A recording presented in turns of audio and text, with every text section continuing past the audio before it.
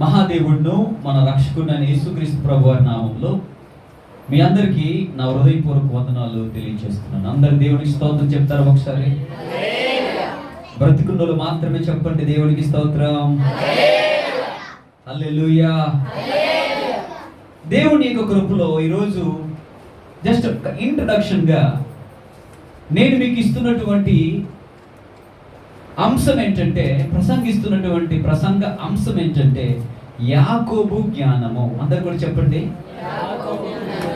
నేను వాక్యాన్ని ధ్యానిస్తూ ఉన్నప్పుడు పరిశుద్ధాత్మ దేవుడు ఎన్నో లోతైనటువంటి విషయాలు యాకోబు జీవితంలో నుండి ఎన్నో పాఠాలను దేవుడు నాకు నేర్పించాడు.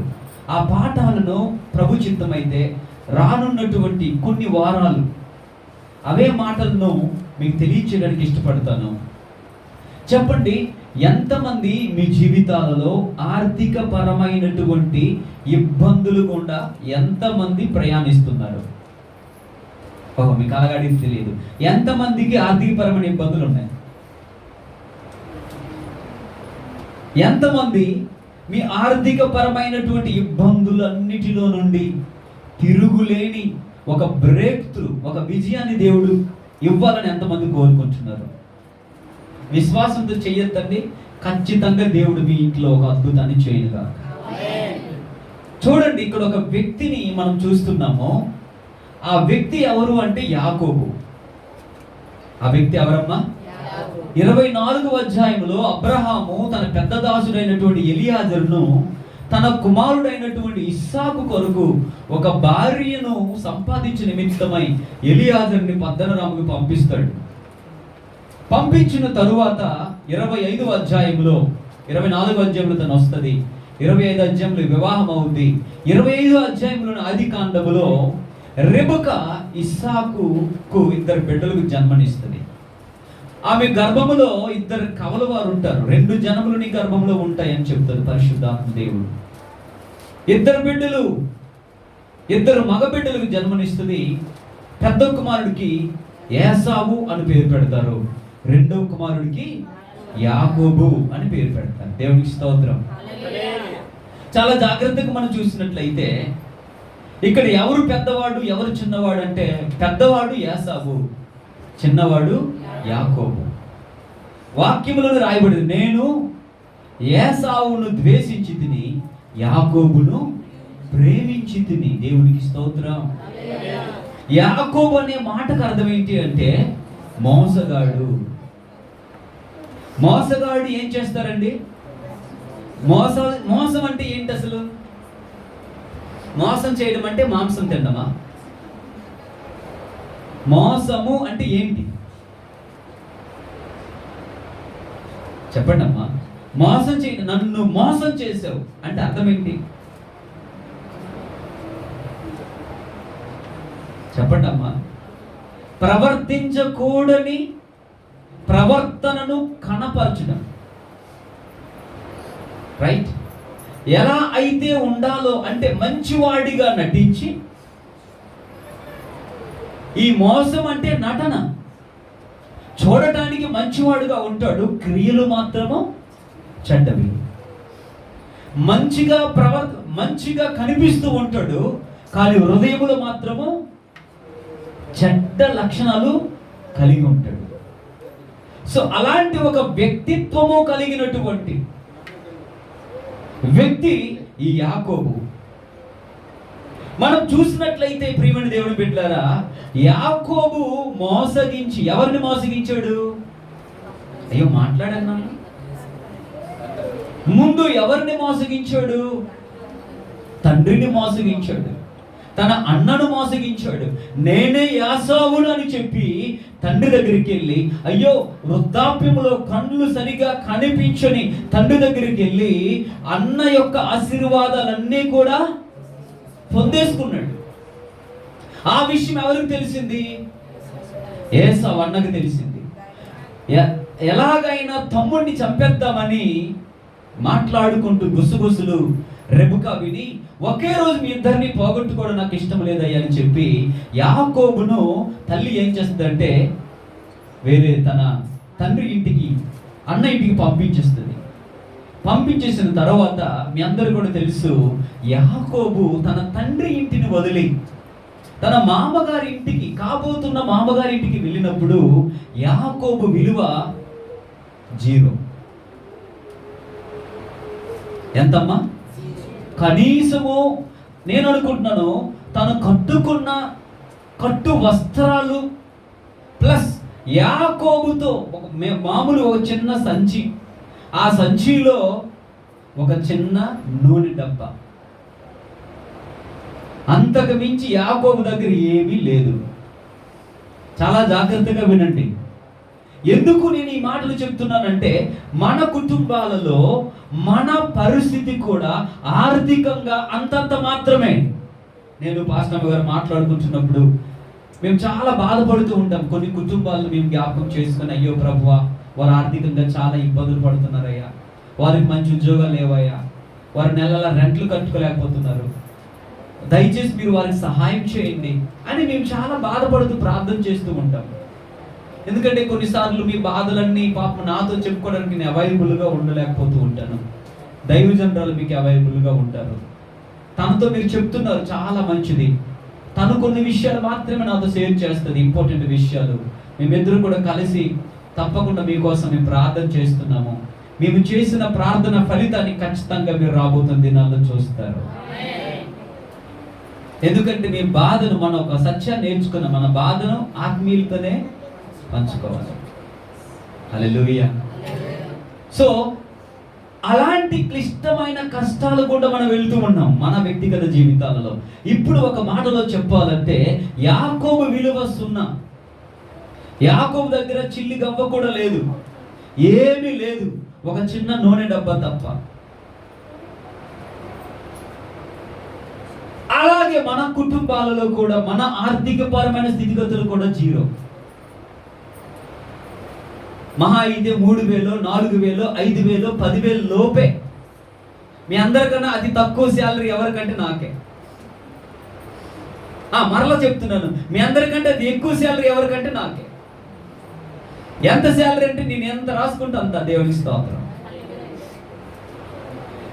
అలాంటి క్లిష్టమైన కష్టాలు గుండా మన సంఘంలో ముఖ్యంగా చెప్తున్నాం, అందరం కూడా వెళ్తున్నాం కదా. యాకోబు జీవితం ఎలాగైతే ఆరంభించబడిందో, మన జీవితాలు కూడా ప్రస్తుతానికి అలాంటి పరిస్థితుల ద్వారానే, అలాంటి పరిస్థితులను బట్టే అలాగే ఆరంభించబడుతూ ఉన్నాయి. బయటికి మనం చెప్పుకోలేకపోతున్నాం, కానీ ఎన్నో రకాలైన ఆర్థిక పరిస్థితులు కూడా మీరు వెళ్తున్నారు, నేను వెళ్తున్నాను, మనకు తెలుసు. అయితే తండ్రి ఇంటిని విడిచిపెట్టినటువంటి యాకోబు మరలా తండ్రి ఇంటికి చేరినప్పుడు, తండ్రి ఇంటిని విడిచిపెట్టి వెళ్ళాడు, 0తో వెళ్ళాడు, ఏమీ లేకుండా తండ్రి ఇంటిని విడిచిపెట్టాడు.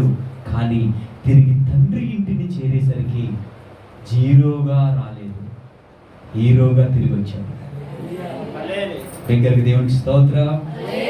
తండ్రి ఇంటిని విడిచిపెట్టి మామగారింటికి వెళ్ళినప్పుడు యాకోబు విలువ 0. 21 సంవత్సరాలు కష్టపడ్డాడు. 21 సంవత్సరాలు కష్టపడిన తర్వాత కూడా యాకోబు యొక్క జీవితము విలువ ఎంతో తెలుసమ్మా? 0. ఎన్నో మార్లు మామగారు యాకోబు యొక్క జీవితాన్ని తారుమారు చేశాడు. అక్కడ యాకోబు తండ్రిని అన్నను మోసగిస్తే, ఇక్కడ మామగారు అల్లుడిని మోసగించాడు. ఒక అమ్మాయిని ప్రేమిస్తే మరొక అమ్మాయినిచ్చి పెళ్లి చేసి మోసగించాడు. జీతం ఎంతని మాట్లాడుకుంటే అంతకు తగ్గించి ఇచ్చి మోసం చేశాడు. ఇలా ఎన్నో ప్రతికూల పరిస్థితులు యాకోబు జీవితంలో ఎదుర్కొని 21 సంవత్సరాల కష్టము తరువాత యాకోబు జీవితం ఎంతో తెలుసా? 0.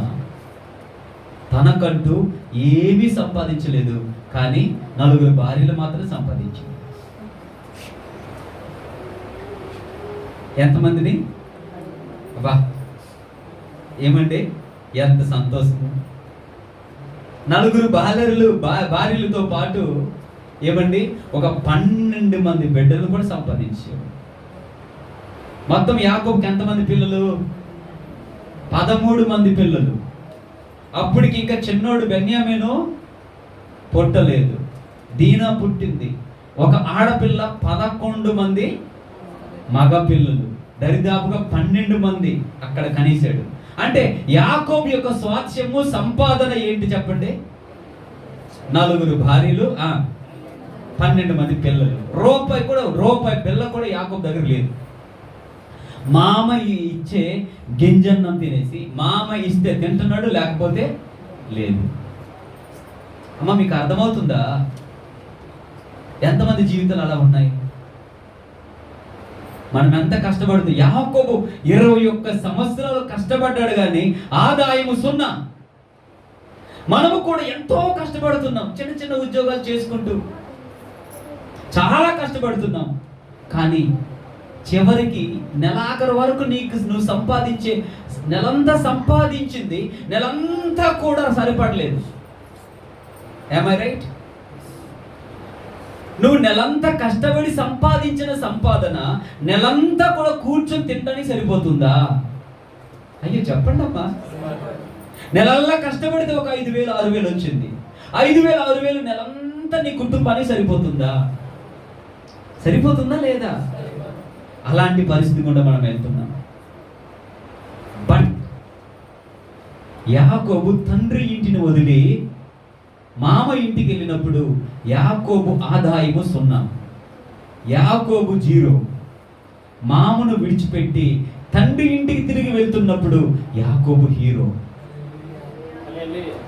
అమ్మా, అప్పటికి యాకోబు యొక్క ఆస్తిని కనుక లెక్క పెడితే ప్రస్తుతానికి ఉన్నటువంటి బిల్ గేట్స్ కంటే కూడా గొప్ప స్థాయి, ఆర్థికంగా గొప్ప స్థాయి కలిగినటువంటి వ్యక్తి ఎవరు అంటే యాకోబు. దేవునికి స్తోత్రం.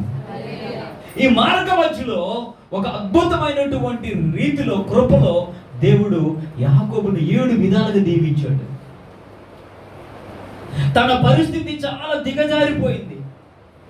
రూపాయి ఆదాయం లేకుండా యాకోబు తన జీవితాన్ని ప్రారంభించాడు. ప్రతికూల పరిస్థితులు చాలా ఎక్కువైపోయినాయి, కష్టాలు చాలా ఎక్కువైపోయినాయి యాకోబు జీవితంలో. అయినా తన యొక్క శాపాన్ని ఏం చేశాడంటే శాపాన్ని తిరిగి కొట్టి తను ఏ జీవితాన్ని అయితే చూడాలనుకున్నాడో ఆ జీవితంలోనికి అడుగు పెట్టగలిగాడు దేవుడిచ్చే జ్ఞానాన్ని ఉపయోగించుట ద్వారా. హల్లెలూయా. దగ్గరికి దేవునికి స్తోత్రం చెప్దామా? అయ్యో, యాకోబు జీవితంలో చాలా భయంకరమైన కష్టాలు గుండా వెళ్తున్నప్పటికీ ఆ కష్టాలను చూసి భయపడలేదు, కానీ ఆ కష్టాలను నిలదొక్కుకొని 0తో ప్రారంభించినటువంటి యాకోబు జీవితం హీరో తారా స్థాయికి వెళ్ళడానికి కారణం ఏంటో తెలుసా? యాకోబుకు దేవుడు ఇచ్చినటువంటి జ్ఞానాన్ని ఉపయోగించడం ద్వారా ఆ జ్ఞానమే యాకోబును అంతటి ఉన్నతమైనటువంటి స్థాయిలో నిలవబెట్టింది. ఇప్పుడు నేను చెప్తున్నాను, ఇందాక నేను చెప్పాను, జ్ఞానవంతురాలు ఏం చేస్తుంది? తన ఇల్లును కట్టుకొనును. అయితే ఇప్పుడు యాకోబు వలె నీవు నేను మనము దీవించబడాలి అంటే యాకోబులో ఏ జ్ఞానం ఉందో ఆ జ్ఞానాన్ని కనుక మనం కొంచెం ధ్యానిస్తే రేపటి నుంచి యాకోబునకు దొరికినటువంటి ఆ ఆశీర్వాదపు కుప్ప నీ ఇంటికి దొరకబోతుంది. ఒట్టి చేతులతో వెళ్ళాడు, నిండు చేతులతో తిరిగి వస్తున్నాడు. హల్లెలూయా. మార్గ మధ్యలో ఏం జరిగింది? ఆమేన్. దేవుడు యాకోబు తన జీవితము దిగాలైపోయిన తన జీవితాన్ని ఎలా నిలదొక్కుకోగలిగాడు? పతనా వ్యవస్థలోనికి వెళ్ళిపోయినటువంటి తన జీవితాన్ని ఎలా ఆయన నిలబెట్టుకోగలిగాడు? నలిగిన రెల్లు లాంటి యాకోబు జీవితము ఒక పిల్లగా ఎలా మారిపోయింది? దేవునికి స్తోత్రం. పిల్లవాడికి కనీసము ఒక లేసు ప్యాకెట్ కొనుక్కోలేని స్థితిలో ఉన్నటువంటి ఆయన జీవితము తన అన్నకు వేల రూపాయలు విలువ చేసే ఆ యొక్క బహుమతులు ఎలా పంపించగలిగాడు? బహుమతులే అన్నిస్తే ఇంకా ఆయన ఆస్తి ఇంకెంతో. అంటే వచ్చినప్పుడు ఎంతమ్మా? అమ్మా, అందరు వింటున్నారా? తండ్రి ఇంటిని విడిచిపెట్టి వస్తున్నప్పుడు యాకోబు ధనం ఎంత? 0. మామ ఇంటిని విడిచిపెట్టి మరలా తండ్రి ఇంటికి వస్తున్నప్పుడు యాకోబు విలువ ఎంతమ్మా? 0. ఆమేన్. మార్గ మధ్యలో సంథింగ్ హ్యాడ్ హ్యాపెన్. అంత మాత్రమే కాదు ప్రియులారా, ఎలా దేవుడు యాకోబును దీవించాడంటే, దేవుడు యాకోబుకు దేవుడిచ్చినటువంటి జ్ఞానాన్ని తన జీవితంలో ప్రతికూల పరిస్థితులు తిప్పికొట్టాడు. దేన్ని ఉపయోగించి? దేవుడిచ్చిన జ్ఞానాన్ని ఉపయోగించి. అమ్మా, దేవుడు నీ ప్రతికూల పరిస్థితిలో నీవు నిలదొక్కుకోవడానికి ప్రతి వ్యక్తికి కూడా దేవుడు జ్ఞానం ఇస్తాడు. తప్పు దేవుడిది కాదు, తప్పు ఎవరిది? నీది. దేవుడిచ్చే జ్ఞానాన్ని నీవు నేను సరిగా ఉపయోగించుకోకపోతే తండ్రి ఇంటి నుండి మామ ఇంటికి పులి స్టాప్ అయిపోతాం. ఒకవేళ దేవుడిచ్చే జ్ఞానాన్ని ఉపయోగిస్తే మామ ఇంటి నుండి మరలా తండ్రి ఇంటికి వెళ్తావు. లక్షాధికారు కాదు, కోటీశ్వరుడిగా తిరిగి వెళ్ళాడు తండ్రి ఇంటికి. దేవుడికి స్తోత్ర. హల్లెలూయా చెప్తారు బిగ్గరగా, కొంచెం బిగ్గరగా హల్లెలూయా. ఎంతలా ఆశీర్వదించబడ్డాడో తెలుసా? అప్పటికే కళ్ళు కనిపించని తండ్రి యాకోబు వచ్చేంత వరకు బ్రతికే ఉన్నాడు. ఆమేన్. అంత మాత్రమే కాదు ప్రియులారా, ఈవెన్ ఆ యాకోబును దేవుడు ఎంత స్థాయిలోకి దీవించాడంటే, అబ్రహాము కంటే కూడా ఎక్కువ. ఒక మాటలో చెప్పాలంటే, అబ్రహాముకి ఒక్కడే కుమారుడు ఇస్సాకు, ఇస్సాకుకి 2 కుమారులు, అందులో ఒకడు యాకోబు. కానీ యాకోబుకు 13 మంది పిల్లలు, ఒక కుమార్తె దీన, 12 మంది కుమారులు. ఈ 12 మంది ఒక దేశంగా దేవుడు మార్చేశాడు. ఇశ్రాయేలు అనే దేశానికి 12 గోత్రాలు అయితే, ఈ 12 గోత్రాలు కూడా యాకోబు యొక్క గర్భముల నుండి ఉద్భవించిన వారే. దేవునికి స్తోత్రం. హలో, అంత మాత్రమే కాదు గాని ఈ 12 మందిని, యాకోబు గర్భములో నుండి వచ్చినటువంటి 12 మందిని ఎంతలా ఆ ఆశీర్వాదాన్ని దేవుడు తీసుకుని వెళ్ళాడంటే, ప్రియమైన దేవుడు బిడ్డారా, మీరు చెప్తే ఆశ్చర్యపోతారు. అదేంటో తెలుసా? పరలోకములో 12 గుమ్మాల లేదంటే 12 పిల్లర్స్ పట్టణాన్ని దేవుడు కడుతూ ఉంటే, హలో, ఈ 12 పట్టణాలు, 12 పిల్లర్స్ కూడా ఒక్కొక్క గోత్రానికి సాదృశ్యంగా పరలోకములో కూడా కనిపిస్తూ ఉంది. దేవునికి స్తోత్రం చెప్తారు బిగ్గరగా. అంటే యాకోబు యొక్క ఆశీర్వాదము ఈ భూలోకంతో అంతమైపోలేదు, కానీ దేవుడు తనకిచ్చే జ్ఞానాన్ని ఉపయోగించుట ద్వారా అది పరలోకం వరకు రాకింది. ఆమేన్ చెప్పరే? హలో, ఎందుకు నీ జీవితంలో ఒక చక్కటి ఆశీర్వాదాన్ని నువ్వు అనుభవించలేకపోతున్నావంటే, దేవుడిచ్చే జ్ఞానాన్ని నువ్వేం చేస్తున్నావంటే నువ్వు ఉపయోగించుకోవటం లేదు. మరొకసారి చెప్తున్నాను, ప్రతి ఒక్క వ్యక్తికి దేవుడు వారి కష్టాలను నిలదొక్కునే, కష్టాల నుండి బయటపడే ఒక చక్కటి మార్గాన్ని దేవుడు ప్రతి ఒక్క వ్యక్తి కష్టాల్లో నుండి బయటికి రావడానికి ప్రతి ఒక్కరికి కూడా దేవుడు ఒక తలాంతుతో నింపుతాడు. ప్రతి ఒక్క వ్యక్తి జీవితంలో దేవుడు ఏదో ఒక తలాంతును పెడతాడు. ఆ తలాంతు ద్వారానే నువ్వు పైకి రావాలన్నది దేవుని యొక్క కృప. అది కూడా ఎవరు అంటే దేవుని దయ ద్వారా ఆ తలాంతును సరైన సమయంలో నువ్వు ఉపయోగించినప్పుడు దేవుడు నిన్ను ఏ తారాస్థాయికి తీసుకొని రావాలో ఆ తారాస్థాయికి తీసుకొస్తాడు. అది ఎప్పుడు సాధ్యమంటే దేవుడిచ్చే ఆ జ్ఞానాన్ని రైట్ వేలో ప్రొజెక్ట్ చేసినప్పుడు. యాకోబును దీవించిన దేవుడు నిన్ను కూడా దీవిస్తాడు. ఆమేన్. 7 పాయింట్స్ నా దగ్గర ఉన్నాయి. దేవుని చిత్తం అయితే ప్లీజ్ డోంట్ మిస్. ఈ కమింగ్ వీక్స్లో 7 పాయింట్స్ మనం ధ్యానిద్దాం. దెబ్బకి మీ అందరినీ పట్టి పిడిసిన దెయ్యం దెబ్బకు వదిలిపోవాలి. ఆమేన్. హల్లెలూయా. దెబ్బకి నిజంగా నేను చచ్చినా అప్పుడు నీ కంఠం మీద కత్తి పెట్టి యేసుప్రభుని మానేయంటే కోయి ముందు నన్ను పరలోకంకి వెళ్ళిపోతాను.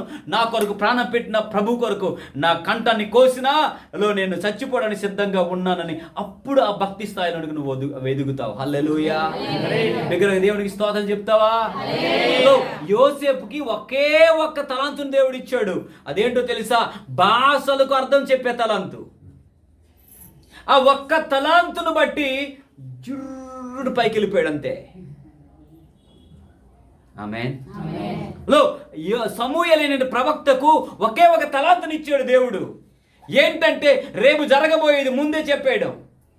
ఆ ఒక్క తలాంతుతో ఆ దేశస్తులందరూ అందరికి కూడా సమూయేలు అంటే ఎరగని వాడు లేడు. ఈరోజు నీ కుటుంబం కూడా సఫర్ అవుతుంది ఆర్థికంగా. దేవుడు నీకు ఇచ్చే ఆ తలాంత్ ఏంటో నువ్వు గుర్తించలేకపోతూ ఉన్నావు. ఒకవేళ గుర్తించినా దేవుడిచ్చినటువంటి జ్ఞానాన్ని ఉపయోగించి నువ్వు బయటికి రాలేకపోతున్నావు. సొంత జ్ఞానాన్ని ఇంప్లిమెంట్ చేస్తున్నావు. అందుకే నీ యొక్క ఆర్థికపరమైనటువంటి స్థితి రోజు రోజుకి ఏమైపోతుందో తెలుసా? చితికిపోతూ ఉంది. నేను ఇప్పుడు ఏమంటున్నానంటే, దేవుడిచ్చే జ్ఞానము ఎవరికి తోడుగా ఉందంటే యాకోబుకు తోడుగా ఉంది. యాకోబు ఒక మాటలో చెప్పాలంటే ఫస్ట్ సైంటిస్ట్,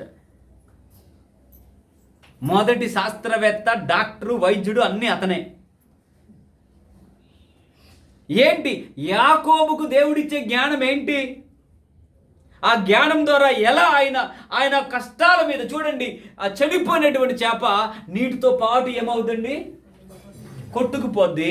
కానీ బతికున్న చేప నీటికు ఎదురెదుతూ ఉంటుంది. ఎన్నో ప్రతికూల పరిస్థితులు, కష్టాలు వచ్చినా దేవుడిచ్చే జ్ఞానంతో దాన్ని సాధించుకున్నాడు యాకోబు. ఆమేన్. ఎవరికైతే జ్ఞానం లేదు, అందుకే వాక్యం చెప్పి మీలో ఎవరికైనా నువ్వు జ్ఞానం కొదువుగా ఉన్న ఎట్లా వాడు దేవుణ్ణి అడగండి. యాకోబుకున్న జ్ఞానం అదేంటండి? సొలొమోను కదా జ్ఞానం ఉంది, యోసేపు కదా జ్ఞానం ఉందంటే నేను అంటున్నాను, యాకోబు జ్ఞానము ద్వారా నీళ్ళు ఈ మహా అయితే కమింగ్ సైడ్ మహా అయితే వచ్చే వారము, ఆ పై వారము ఏం చేస్తానంటే ఈ 2 వారాలు ప్రభు చిత్తమైతే ఈ వర్తమానం నేను సంపూర్ణం చేయడానికి ప్రయత్నం చేస్తాను. దేవుని గట్టి స్తోత్రం చెప్పండి. హల్లెలూయా చెప్తారు బిగ్గరగా. కొంచెం అమ్మ డోర్ ఓపెన్ చేసండి. అలా ముందుకు రండి అమ్మ, కొంచెం ముందుకు రండి అలా సిస్టర్స్.